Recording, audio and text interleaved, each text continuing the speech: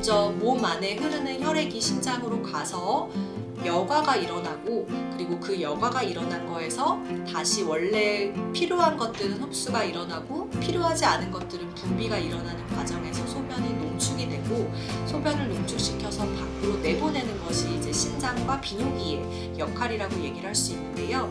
그 기능이 많이 떨어진 경우 점점 신장이 파괴가 되는 과정이 이제 심부전, 만성 심부전이라고 얘기를 하는데요. 신장의 기능 자체가 떨어진 거여서 신장이 배설시키지 못한 물질 때문에 문제가 생기기 때문에 대신 배출해 줄 수 있는 다른 약들을 먹이는 것이 심부전의 치료 방법이라고 볼 수 있습니다.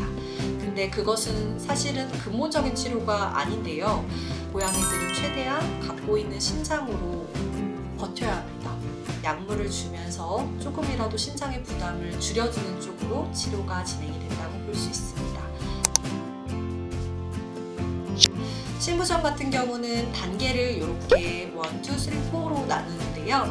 네프론은 신장의 기본 단위라고 얘기를 할 수 있고요. 그 단계를 나누는 기준은 얼마만큼 네프론이 손상되어 있느냐입니다. 한 33% 전까지는 1단계로 봅니다. 그 이후에 33%에서 25%의 손상, 그러니까 정상적인 게 25%까지 남았을 경우에 스테이지 2로 보고, 그 이하로 남으면 스테이지 3, 스테이지 4까지 보는데요.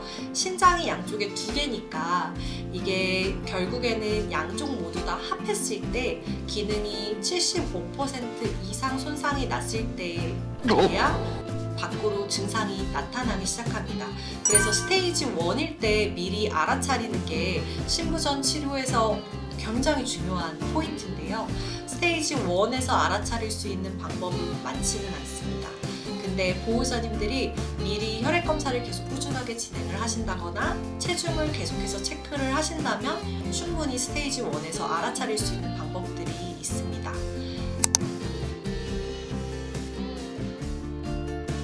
SDMA 같은 경우는 간단한 원래는 아미노산이에요. 단백질이 분해된 산물인 건 마찬가지지만 조금 더 예민하게 알아볼 수 있는 지표입니다.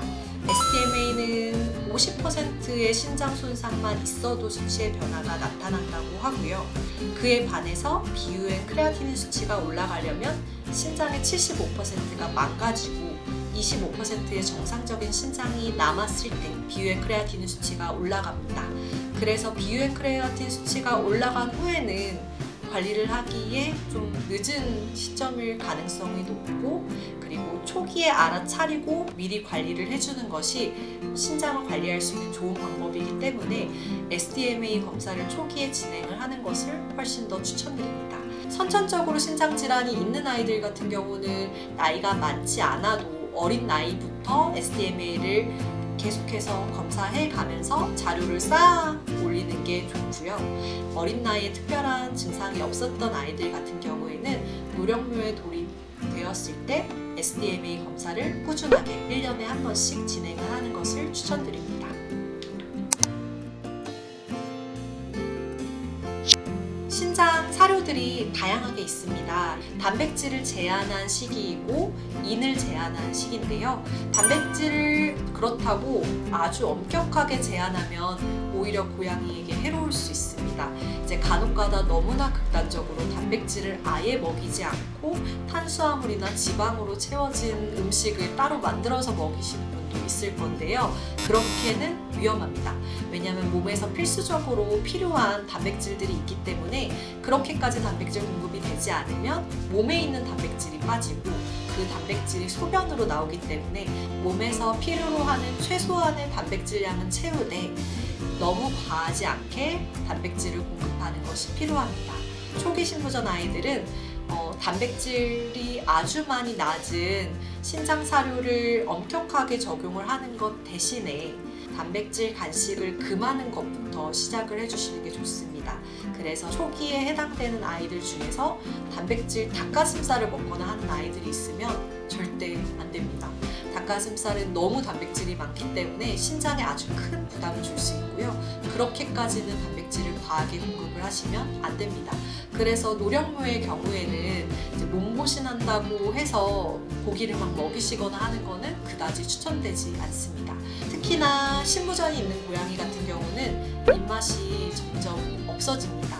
그래서 기호성이 있는 음식을 자발적으로 먹는 게 무엇보다도 중요하고, 만약에 자발 시기를 잃는다면 억지로 밥을 이제 강제급여라고 하는 과정을 거쳐서 억지로 밥을 먹여야 할 수도 있습니다.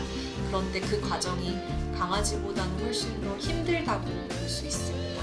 고양이들은 또 너무 싫으면 구토를 해내기도 하고 억지로 먹는 것 자체가 너무나 스트레스인데, 또 스트레스에 아주 민감한 동물이기 때문에 좋지 않은 영향을 미칠 수 있습니다.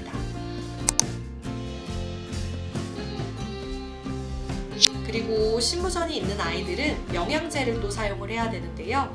아래에 있는 레날 어드밴스드와 아조딜인데요. 둘 다 성분상에서는 유산균이라는 점에서는 비슷한 성분이라고 볼 수 있고요. 몸에 있는 독소들을 한번 제거해주는 역할을 한다고 보시면 됩니다. 레날 어드밴스는 가루 타입으로 되어 있어서 밥 위에 뿌려주는 용도로 먹이는 거고요.